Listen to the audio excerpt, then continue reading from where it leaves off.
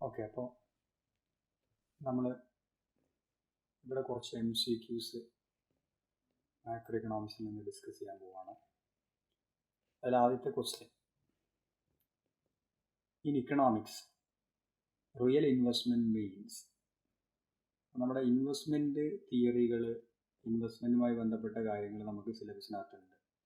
അപ്പോൾ ആ area focus ചെയ്തിട്ടുള്ള കുറച്ച് ക്വസ്റ്റ്യൻസ് ആണ്. അപ്പോൾ ഈ ഇൻവെസ്റ്റ്മെൻറ്റ് എന്താണ്, റിയൽ ഇൻവെസ്റ്റ്മെൻറ്റ് എന്താണ് ഇക്കണോമിക്സിൽ എന്ന് നമുക്ക് നോക്കാം.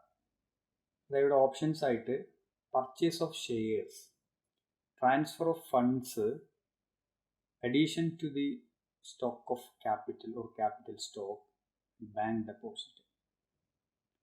അപ്പോൾ ശരിക്ക് ഇക്കണോമിക്സിൽ റിയൽ ഇൻവെസ്റ്റ്മെൻറ്റ് എന്ന് പറയുന്നത് ഇതിലേതാണ്? നമ്മൾ ഇൻവെസ്റ്റ്മെൻറ്റിനെ ട്രാൻസ്ഫർ ഓഫ് ഫണ്ട് എന്ന് പറയാറുണ്ട്. അതൊരു ഫൈനാൻഷ്യൽ ഇൻവെസ്റ്റ്മെൻ്റ് ആണ്. അത് റിയൽ ഇൻവെസ്റ്റ്മെൻ്റ് ആയിട്ട് കണക്കാക്കാൻ കഴിയില്ല. പർച്ചേസ് ഓഫ് ഷെയർ എന്ന് പറയുന്നത് അത് തന്നെയാണ്. ഷെയർ പർച്ചേസ് ചെയ്ത് കഴിഞ്ഞാൽ എന്താ സംഭവിക്കുന്നത്? Transfer of fund from one person to another ആണ്. അപ്പോൾ ഇതിൽ നമുക്ക് കറക്റ്റാക്കി എടുക്കാൻ പറ്റുന്നത് ഓപ്ഷൻ സി ആണ്, addition to the capital stock എന്ന് പറയുന്നതാണ്. മനസ്സിലാക്കുക, കെയ്ൻസ് ഉൾപ്പെടെ എക്സിസ്റ്റിംഗ് സ്റ്റോക്ക് ഓഫ് ക്യാപിറ്റലോട് കൂടെ ആഡ് ചെയ്യപ്പെടുന്നതാണ് ഇൻവെസ്റ്റ്മെൻറ്റ് എന്നാണ് പറഞ്ഞിട്ടുള്ളത്. Okay, then second one, the relationship between bond price and rate of interest. Bond പ്രൈസും റേറ്റ് ഓഫ് ഇൻട്രസ്റ്റും തമ്മിലുള്ള റിലേഷൻഷിപ്പ് എങ്ങനെയാണ് നമ്മൾ പറഞ്ഞിട്ടുണ്ട്. Options okay, direct, inverse, direct and non proportional, then none of this. Okay, ഇതിലേത് ആൻസറാണ് നമുക്ക് വരിക? ഇപ്പോൾ നമ്മൾ ബോണ്ട് പ്രൈസും ഇൻട്രസ്റ്റ് റേറ്റും പറയുമ്പോൾ ഒരു സേവിങ് അക്കൗണ്ടിനെ പരിഗണിക്കാറുണ്ട്. അപ്പോൾ സേവിങ് അക്കൗണ്ട് നമുക്ക് കൂടുതൽ പലിശ ഓഫർ ചെയ്യുകയാണെങ്കിൽ എന്ത് സംഭവിക്കും? നമ്മൾ സേവിങ് അക്കൗണ്ട് ആയിരിക്കും പ്രിഫർ ചെയ്യുക, പലിശ കൂടിയതുകൊണ്ട്. അപ്പോൾ ഈ ഇൻട്രസ്റ്റ് റേറ്റ് എന്ന് പറയുന്നത് മാർക്കറ്റ് റേറ്റ് ഓഫ് ഇൻട്രസ്റ്റ് ആണെന്ന് കൂടി മനസ്സിലാക്കുക. ഈ മാർക്കറ്റ് റേറ്റ് ഓഫ് ഇൻട്രസ്റ്റ് കൂടുമ്പോൾ നമുക്ക് കൂടുതൽ സേവിങ് അക്കൗണ്ട് പ്രിഫർ ചെയ്യാനുള്ള താല്പര്യം കൂടും. സോ ഡിമാൻഡ് ഫോർ ബോണ്ട് കുറയും. ഡിമാൻഡ് ഫോർ ബോണ്ട് കുറയുമ്പോൾ പ്രൈസ് ഓഫ് ബോണ്ട് കുറയും. അതുകൊണ്ട് ബോണ്ട് പ്രൈസും മാർക്കറ്റ് റേറ്റ് ഓഫ് ഇൻട്രസ്റ്റും തമ്മിലുള്ള റിലേഷൻഷിപ്പ് നോക്കിയാൽ നമുക്കത് ഇൻവേഴ്സ് ആണെന്ന് കാണാൻ പറ്റും. Inverse, option B. ഈ ഒരു രീതിയിൽ അത് ഓർത്തു വെക്കുക. മാർക്കറ്റ് റേറ്റ് ഓഫ് ഇൻട്രസ്റ്റ് ആണ്, അത് കൂടുമ്പോൾ ആളുകൾ സേവിങ് അക്കൗണ്ട് പ്രിഫർ ചെയ്യും. കാരണം നമ്മൾ ബാങ്കിൽ ഡെപ്പോസിറ്റ് ചെയ്ത് കഴിഞ്ഞാൽ കൂടുതൽ നമുക്കതിലൂടെ ബെനിഫിറ്റ് കിട്ടും എന്നുള്ളതുകൊണ്ട്. അപ്പോൾ ഡിമാൻഡ് ഫോർ ബോണ്ട് കുറയുകയാണ്. സോ പ്രൈസ് ഓഫ് ബോണ്ട് കുറയും. മറ്റൊന്ന്, ഓട്ടോണമസ് ഇൻവെസ്റ്റ്മെൻറ്റ്. നമ്മൾ ഇൻവെസ്റ്റ്മെൻറ്റിൻ്റെ ഭാഗത്ത് ഓട്ടോണമസ് ഇൻവെസ്റ്റ്മെൻറ്റ്, ഇൻഡ്യൂസ്ഡ് ഇൻവെസ്റ്റ്മെൻറ്റ് എന്നൊക്കെ പഠിച്ചിട്ടുണ്ട്. Autonomous investment is income motivated ആണ്, ഓപ്ഷൻ 1. ബി, പ്രോഫിറ്റ് മോട്ടിവേറ്റഡ് ആണ്. Then independent of income, it is cyclical. Autonomous ഇൻവെസ്റ്റ്മെൻറ്റിൻ്റെ പ്രത്യേകത, അത് ഗവൺമെൻറ് നടത്തുന്ന ഇൻവെസ്റ്റ്മെൻ്റ് ആയിട്ടാണ് നമ്മൾ കണക്കാക്കുന്നത്. സാധാരണ ചെയ്യുന്നത് ഗവൺമെൻറ് ആണ്. അത് യഥാർത്ഥത്തിൽ ഒരു ഇൻകം മോട്ടിവേറ്റഡ് ഇൻവെസ്റ്റ്മെൻ്റ് അല്ല, പ്രോഫിറ്റ് മോട്ടിവേറ്റഡ് അല്ല. അപ്പോൾ അതുകൊണ്ട് ഇതിനകത്തുള്ള സി ആണ് കറക്റ്റ് ആൻസർ ആയിട്ട് വരിക. Independent of income, income motivated അല്ല, പ്രോഫിറ്റ് മോട്ടിവേറ്റഡ് അല്ല. പ്രോഫിറ്റ് മോട്ടിവേറ്റഡും ഇൻകം മോട്ടിവേറ്റഡ് ഒക്കെ ശരിക്കും ഇൻഡ്യൂസ്ഡ് ഇൻവെസ്റ്റ്മെൻറ്റുകളാണ്, സൈക്ലിക്കൽ ഇൻ നേച്ചറും അല്ല. കാരണം ഗവൺമെൻറ് നടത്തുന്ന ഒരു പർട്ടിക്കുലർ ലെവൽ ഓഫ് ഇൻവെസ്റ്റ്മെൻറ്റ് ഇവിടെ ഇങ്ങനെ നടത്തിക്കൊണ്ടിരിക്കും. എന്നാൽ ഈ സൈക്ലിക്കൽ ഫ്ലക്ച്വേഷൻസിനനുസരിച്ചിട്ട്, ഏറ്റക്കുറച്ചിലിനനുസരിച്ചിട്ട് ഇൻവെസ്റ്റ്മെൻറ്റിൽ ഫ്ലക്ച്വേഷൻ ഉണ്ടാവുക. അത് ഏതാ? ഇൻഡ്യൂസ്ഡ് ഇൻവെസ്റ്റ്മെൻറ്റാണ്, പ്രൈവറ്റ് ഇൻഡിവിജ്വൽസാണ്. അതുകൊണ്ട് ഓപ്ഷൻ സി ആയിരിക്കും ഇവിടെ കറക്റ്റായിട്ട് വരിക, ഇൻഡിപെൻഡൻറ്റ് ഓഫ് ഇൻകം. ഇനി മറ്റൊന്ന്, induced investment is positively related to. Induced investment എന്ന് പറയുമ്പോൾ പ്രൈവറ്റ് ഇൻവെസ്റ്റ്മെൻ്റ് ആണ്, ഇൻകം മോട്ടിവേറ്റഡ് ഇൻവെസ്റ്റ്മെൻ്റ് ആണ്, പ്രോഫിറ്റ് മോട്ടിവേറ്റഡ് ഇൻവെസ്റ്റ്മെൻ്റ് ആണ്. So induced investment is positively related to interest rate, income, tax, import. ഇതിൽ കറക്റ്റായിട്ട് വരിക ഇൻട്രസ്റ്റ് റേറ്റ് ഒരിക്കലും പോസിറ്റീവ് റിലേഷൻ അല്ല ഇൻവെസ്റ്റ്മെൻറ്റുമായിട്ട്. ഇൻട്രസ്റ്റ് റേറ്റ് കൂടുമ്പോൾ ഇൻവെസ്റ്റ്മെൻറ്റ് കുറയും. ഇൻകം മോട്ടിവേറ്റഡ് ആണ് എന്ന് ഡെഫിനേഷനിൽ തന്നെ പറയുന്നുണ്ട്. ഇൻഡ്യൂസ്ഡ് ഇൻവെസ്റ്റ്മെൻറ്റ് പ്രോഫിറ്റ് മോട്ടിവേറ്റഡ് ആണ്, അതുപോലെ തന്നെ ഇൻകം മോട്ടിവേറ്റഡ് ആണ്. അപ്പോൾ നമുക്ക് ഓപ്ഷൻ ബി ആണ് കറക്റ്റായിട്ട് വരിക. ഇനി investment is profitable.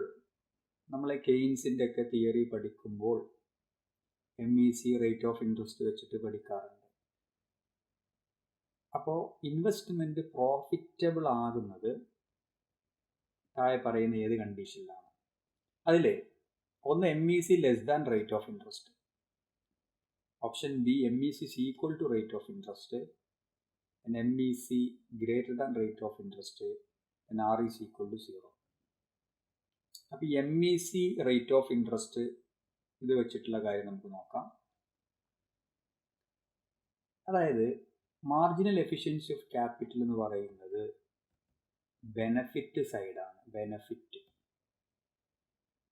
Rate of interest എന്ന് പറഞ്ഞു കഴിഞ്ഞാൽ കോസ്റ്റ് സൈഡാണ്. അപ്പോൾ ഒരു ഇൻവെസ്റ്റ്മെൻറ്റിൻ്റെ MEC എന്ന് പറയുന്നത് ഇൻവെസ്റ്റ്മെൻറ്റിലൂടെ കിട്ടുന്ന ബെനിഫിറ്റും ഒരു ഇൻവെസ്റ്റ്മെൻറ്റിൻ്റെ സമയത്ത് ഉണ്ടാകുന്ന റേറ്റ് ഓഫ് ഇൻട്രസ്റ്റ് അതിൻ്റെ കോസ്റ്റ് സൈഡുമാണ്. അപ്പോൾ ബെനഫിറ്റ് ഗ്രേറ്റർ ദാൻ കോസ്റ്റ് ആയാൽ മാത്രമേ നമുക്ക് പ്രോഫിറ്റബിൾ ആയ ഇൻവെസ്റ്റ്മെൻറ്റ് നടക്കുള്ളൂ. അഥവാ MEC greater than rate of interest. ആ ഇൻവെസ്റ്റ്മെൻറ്റ് ഏതുവരെ തുടരും ഒരാൾ? Benefit is equal to cost വരെ തുടരും, അതിൻ്റെ അപ്പുറത്തേക്ക് തുടരില്ല. അപ്പോൾ പ്രോഫിറ്റബിൾ ആകണം എന്നുണ്ടെങ്കിൽ MEC greater than rate of interest വരണം. ഓപ്ഷൻ സി ആണ് കറക്റ്റ് ആൻസർ വരിക. MEC greater than rate of interest. ആ കാര്യം പ്രത്യേകം ശ്രദ്ധിക്കുക. ആ പ്രോഫിറ്റബിൾ ആയിട്ടുള്ള ആ ഇൻവെസ്റ്റ്മെൻറ്റ് ഏതുവരെ അയാൾക്ക് തുടരാം? MEC is equal to rate of interest. Okay. ഇനി ആറാമത്തെ question. The shape of MEC curve is. MEC curveൻ്റെ ഷേപ്പ് നമ്മളൊക്കെ പഠിച്ചതാണ്. MECക്ക് ഒരു പ്രത്യേകത ഉണ്ട്, മാർജിനൽ എഫിഷ്യൻസി ഓഫ് ക്യാപിറ്റൽ. കൂടുതൽ നമ്മൾ അഡീഷണൽ ഇൻവെസ്റ്റ്മെൻറ്റ് നടത്തുമ്പോൾ MEC കുറയും എന്ന് നമ്മൾ പഠിച്ചു. നമുക്കറിയാതെ MEC കുറയും. അഡീഷണൽ ഇൻവെസ്റ്റ്മെൻറ്റ് ഇങ്ങനെ കൂടും തോറും MECയുടെ അളവ് കുറയും. കാരണം law of diminishing return work ചെയ്യുന്നത് കൊണ്ടാണ്. ലോ ഓഫ് ഡിമിനിഷിങ് റിട്ടേൺ നമ്മൾ അങ്ങനെ തന്നെ പഠിച്ചിട്ടുണ്ട്. അപ്പോൾ ഈ law of diminishing return work ചെയ്യുന്നത് കൊണ്ടാണ് MEC കുറയുന്നത് എപ്പോൾ? As investment increases. അപ്പോൾ MEC കുറയുന്നുണ്ടെങ്കിൽ MEC ഒരിക്കലും അപ്വേർഡ് സ്ലോപ്പിംഗ് ആവില്ല, വെർട്ടിക്കൽ ആവില്ല, ഹൊറിസോണ്ടൽ ആവില്ല, മറിച്ച് ഡൗൺവേർഡ് സ്ലോപ്പിംഗ് ആണ്. സോ ഇങ്ങനെ വരും MEC കർവ്. ഓർമ്മയിലുണ്ടാവും. ഓക്കെ. അപ്പോൾ ഇൻവെസ്റ്റ്മെൻറ്റ് ഇവിടെ റേറ്റ് ഓഫ് ഇൻട്രസ്റ്റ് ഇങ്ങനെയാണ് MEC കർവിനെ നമുക്ക് കാണിക്കാൻ പറ്റും. Downward sloping. Correct answer D ആണ്. അടുത്തത്, according to Keynes rate of interest is determined by saving and investment, demand for money and supply of money, output and employment, profit. ഇതിൽ കെയ്ൻസിൻ്റെ അഭിപ്രായത്തിൽ ഇൻട്രസ്റ്റ് റേറ്റിനെ തീരുമാനിക്കുന്നത് നമുക്കറിയാം, പഠിച്ചതാണ്. Demand for money and supply of money, option B ആണ്. Demand for മണിയും supply of മണിയും കൂടെ ചേർന്നിട്ടാണ് നമ്മുടെ ലിക്വിഡിറ്റി പ്രിഫറൻസ് തിയറി ഓഫ് ഇൻട്രസ്റ്റിനകത്ത് പറയുന്നുണ്ട്. Okay. Demand for money and supply of money together determine the equilibrium rate of interest. Then accelerator or acceleration theory of interest, acceleration theory of investment, interest അല്ല ഇൻവെസ്റ്റ്മെൻറ്റിനകത്ത് നമ്മൾ പഠിച്ചിട്ടുണ്ട്. V അഥവാ accelerator എന്ന് പറഞ്ഞാൽ എന്താണ്? അതിൽ option A delta Y by delta I, then B delta I by delta y, y by I by y. ഇതിൽ ഇത് രണ്ടും അല്ല എന്ന് നമുക്കറിയാം. y by income by investment, then I by y investment by income. ഇത് രണ്ടുമല്ല. Change in income divided by change in investment ആണോ, change in investment by change in income ആണോ? ഈ ഇൻകം വൈ എന്ന് പറഞ്ഞാൽ ഇൻകം ഓർ ഔട്ട്പുട്ട്. ഓക്കെ, അപ്പോൾ ഇതിൽ കറക്റ്റായിട്ട് വരിക, അതായത് delta Y by delta I എന്ന് പറഞ്ഞാൽ നമ്മൾ എപ്പോഴും ഈ ഡിവൈഡഡ് ബൈയുടെ താഴെയുള്ളതിനെ ആദ്യം പരിഗണിക്കുക. ഇൻവെസ്റ്റ്മെൻറ്റ് ചേഞ്ച് ചെയ്യുമ്പോൾ ഐ എന്ന് പറഞ്ഞാൽ ഇൻവെസ്റ്റ്മെൻ്റ് ആണ്, അത് ചേഞ്ച് ചെയ്യുമ്പോൾ അതിൻ്റെ ഭാഗമായി ഇൻകം ചേഞ്ച് ചെയ്യും. ഇതേതാണ് ഇൻവെസ്റ്റ്മെൻറ്റ് ചേഞ്ച് ചെയ്യുമ്പോൾ ഇൻകം ചേഞ്ച് ചെയ്യുന്നത് ഒരു ഔട്ട്പുട്ട് ചേഞ്ച് ചെയ്യുന്നത് മൾട്ടിപ്ലയർ ആണ്. അതാണ് ഇത് മൾട്ടിപ്ലയർ. അപ്പോൾ മൾട്ടിപ്ലയർ അല്ല ചോദ്യം, ആക്സിലറേറ്റർ. സ്വാഭാവികമായിട്ട് അപ്പോൾ ബി ആയിരിക്കും. ആക്സിലറേറ്റർ എന്ന് പറഞ്ഞാൽ വി എന്ന് പറഞ്ഞാൽ delta I by delta Y. ഔട്ട്പുട്ടിലുണ്ടാകുന്ന ചേഞ്ചാണ് ഇൻവെസ്റ്റ്മെൻറ്റിൽ ചേഞ്ച് ഉണ്ടാക്കുന്നത്. അതാണ് ആക്സിലറേറ്റർ. അപ്പോൾ കറക്റ്റ് ആൻസർ ഓപ്ഷൻ ബി ആയിരിക്കും. ഓക്കെ, അടുത്തത് ഇഫ് ഔട്ട്പുട്ട് റിമെയിൻസ് കോൺസ്റ്റൻറ്റ്, ഔട്ട്പുട്ടിലൊരു മാറ്റമില്ല, ഇൻഡ്യൂസ്ഡ് ഇൻവെസ്റ്റ്മെൻറ്റ് വിൽ ബി, അതായത് 2025 ജനുവരി 1 എത്രയാണോ ഔട്ട്പുട്ട് 1000, അതുതന്നെയാണ് 2025 ഡിസംബർ 30 അതേ 1000 ഔട്ട്പുട്ട്. അപ്പോൾ ഔട്ട്പുട്ട് റിമെയിൻ കോൺസ്റ്റൻറ്റ്. എങ്കിൽ ഇൻഡ്യൂസ്ഡ് ഇൻവെസ്റ്റ്മെൻറ്റ് എന്തായിരിക്കും? ആക്സലറേറ്റർ തിയറി പ്രകാരം, ആക്സലറേഷൻ തിയറി പ്രകാരം ഔട്ട്പുട്ടിലെ മാറ്റമാണ് ഇൻവെസ്റ്റ്മെൻറ്റിൽ മാറ്റമുണ്ടാക്കുന്നത്. ഇൻവെസ്റ്റ്മെൻറ്റിലെ മാറ്റത്തിന് കാരണം ഔട്ട്പുട്ട് ഓർ ഇൻകത്തിലെ മാറ്റമാണ്. ഇതാണ് ആക്സലറേറ്റർ. അപ്പോൾ ഔട്ട്പുട്ട് കോൺസ്റ്റൻ്റ് ആണെങ്കിൽ ഇൻഡ്യൂസ്ഡ് ഇൻവെസ്റ്റ്മെൻറ്റ്, ഔട്ട്പുട്ടിലൊരു മാറ്റമില്ല, ഇവിടെ ഒരു മാറ്റമില്ല, അപ്പോൾ പിന്നെ ഇൻഡ്യൂസ്ഡ് ഇൻവെസ്റ്റ്മെൻറ്റ് ഉണ്ടാവുമോ? ഇല്ല. ഇൻഡ്യൂസ്ഡ് ഇൻവെസ്റ്റ്മെൻറ്റ് ഉണ്ടാകുന്നത്, അഥവാ ഇൻവെസ്റ്റ്മെൻറ്റിൽ മാറ്റം ഉണ്ടാകുന്നത് ഇൻകത്തിലെ ഒരു ഔട്ട്പുട്ടിലെ മാറ്റത്തിനനുസരിച്ചാണ്. അപ്പോൾ ഇവിടെ പോസിറ്റീവ് തെറ്റാണ്, നെഗറ്റീവ് തെറ്റാണ്, 0 ആയിരിക്കും കറക്റ്റ് വരിക. അഥവാ ഔട്ട്പുട്ട് കോൺസ്റ്റൻ്റ് ആണെങ്കിൽ ഇൻഡ്യൂസ്ഡ് ഇൻവെസ്റ്റ്മെൻറ്റ് വിൽ ബി 0. ഇവിടെ ഈ ആക്സലറേഷൻ തിയറി എന്ന് പറയുന്ന തിയറിയിലെ ഇൻവെസ്റ്റ്മെൻറ്റ് ഇൻഡ്യൂസ്ഡ് ഇൻവെസ്റ്റ്മെൻ്റ് ആണ് ശരിക്കും. അത് ഇൻഡ്യൂസ്ഡ് ഇൻവെസ്റ്റ്മെൻ്റ് ആണ് ആ തിയറിക്കകത്ത് പറയുന്ന ഇൻവെസ്റ്റ്മെൻറ്റ്. അഥവാ V is equal to delta I by delta Y എന്ന് പറയുന്നുണ്ടല്ലോ, ഇതിലെ ഇൻവെസ്റ്റ്മെൻറ്റ് എന്ന് പറയുന്നത് ഇൻഡ്യൂസ്ഡ് ഇൻവെസ്റ്റ്മെൻ്റ് ആണ്, ഓട്ടോണമസ് ഇൻവെസ്റ്റ്മെൻ്റ് അല്ല. So accelerator is born from induced investment. കാരണം ഔട്ട്പുട്ട് ഓർ ഇൻകം മോട്ടിവേറ്റഡ് ആണ്, ഇൻകത്തിലെ ഓർ ഔട്ട്പുട്ടിലെ ചേഞ്ചാണ് ഇൻവെസ്റ്റ്മെൻറ്റിൽ ചേഞ്ച് ഉണ്ടാക്കുന്നത്. ഓപ്ഷൻ 0 സി ആണ്. ഓക്കെ, ഇനി optimum stock of capital is associated with optimum stock of capital. അപ്പോൾ ഏതോ ഒരു തിയറിക്കകത്ത്, നമ്മൾ ഇൻവെസ്റ്റ്മെൻറ്റ് തിയറിക്കകത്ത് ഓപ്റ്റിമം സ്റ്റോക്ക് ഓഫ് ക്യാപിറ്റൽ എന്ന പദം കേട്ടിട്ടുണ്ട്. കെയ്ൻസിൻ്റെ തിയറിക്കകത്ത് കേട്ടിട്ടില്ല, ടോബിൻ്റെ തിയറിക്കകത്ത് കേട്ടിട്ടില്ല, ഫ്രീഡ്മാൻ്റെ തിയറിക്കകത്ത് കേട്ടിട്ടില്ല. നിയോ ക്ലാസിക്കൽ തിയറി ജോർജൻസന്റെ തിയറിയിലാണ് അത് കേട്ടിട്ടുള്ളത്. Optimum stock of capital. Optimum stock of capital എന്ന് പറഞ്ഞു കഴിഞ്ഞാൽ the stock of capital that a firm wish to have in the long run.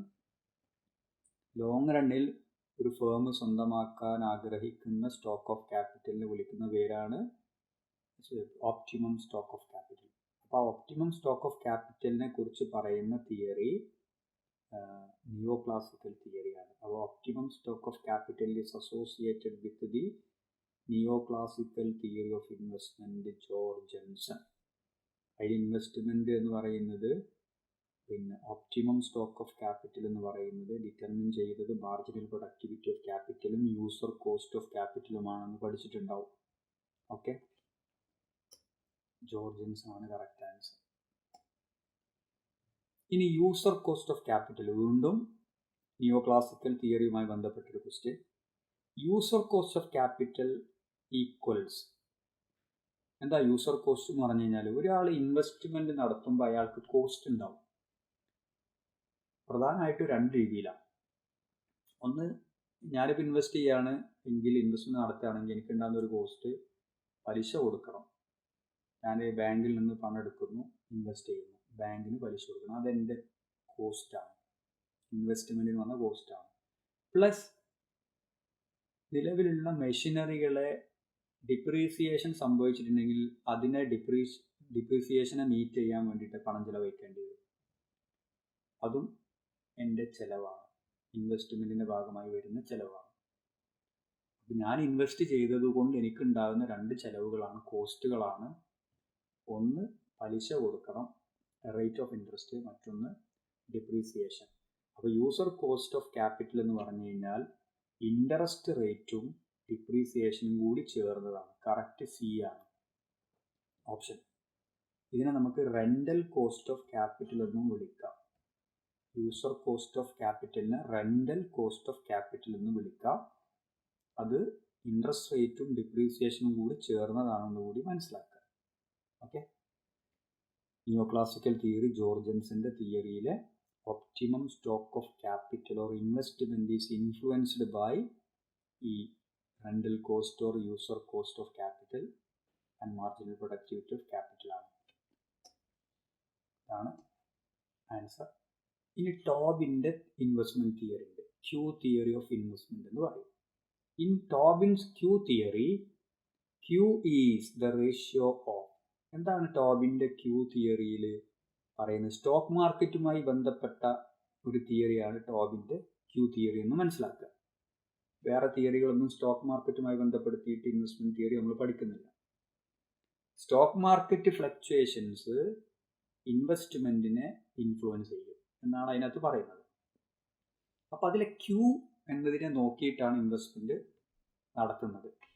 Q greater than 1 ആണെങ്കിൽ ഇൻവെസ്റ്റ്മെൻറ്റ് ഉണ്ടാവും, അതാണ് അതിനകത്ത് പറയാം. അപ്പോൾ എന്താണ് ക്യൂ റേഷ്യോ?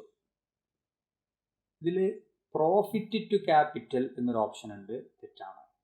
അതിനകത്ത് പ്രോഫിറ്റ് ക്യാപിറ്റലിനെ കുറിച്ച് പറയുന്നില്ല. Then market value to replacement cost, ഇതാണ് കറക്റ്റ് ആൻസർ. ഇതൊന്നുമല്ല. അതായത് ക്യൂ എന്ന് പറഞ്ഞാൽ market value of installed capital divided by replacement cost, ഇതാണ് ക്യൂ റേഷ്യോ. ഈ റേഷ്യോ നോക്കിയിട്ടാണ് ഇവർ ഇൻവെസ്റ്റ്മെൻറ്റ് ഡിസിഷൻ എടുക്കുന്നത്, ഇൻവെസ്റ്റ്മെൻറ്റ് വേണോ വേണ്ടേ എന്നുള്ളത്. Market value divided by replacement cost.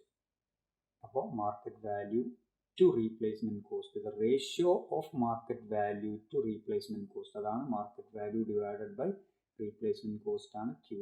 Q greater than 1 ആണെങ്കിൽ ഇൻവെസ്റ്റ്മെൻറ്റ് നടക്കും. Option B, market value to replacement cost. ഇനി പ്രോഫിറ്റ് തിയറി ഓഫ് ഇൻവെസ്റ്റ്മെൻറ്റ് ആരുമായി ബന്ധപ്പെട്ടതാണ്?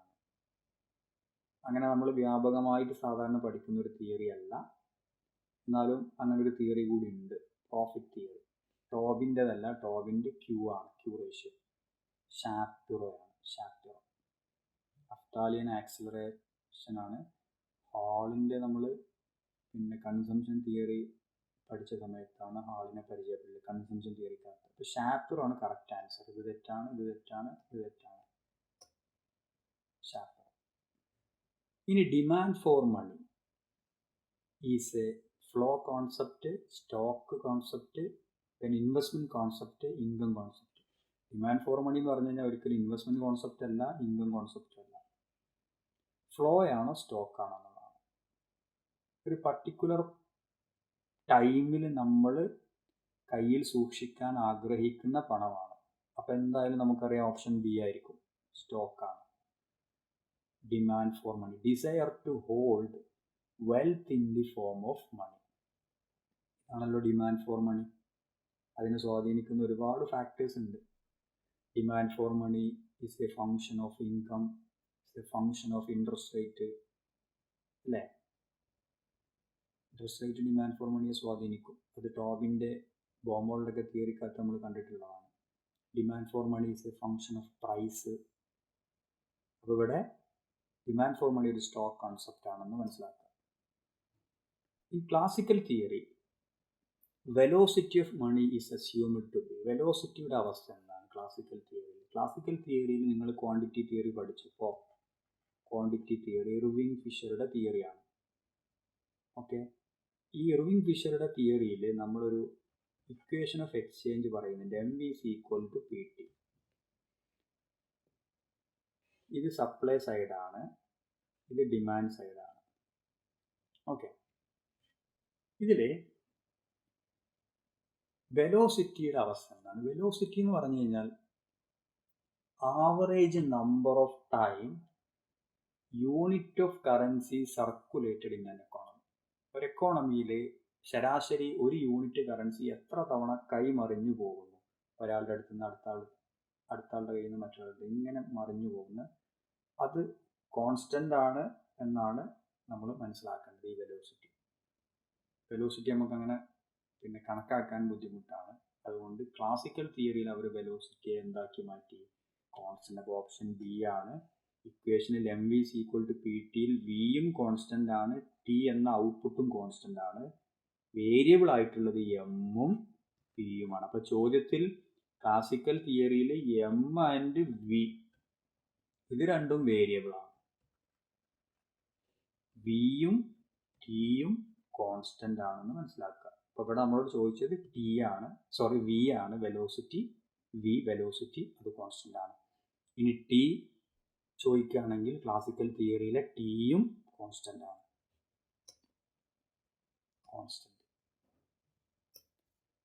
അടുത്ത, which of the following are true about autonomous investment?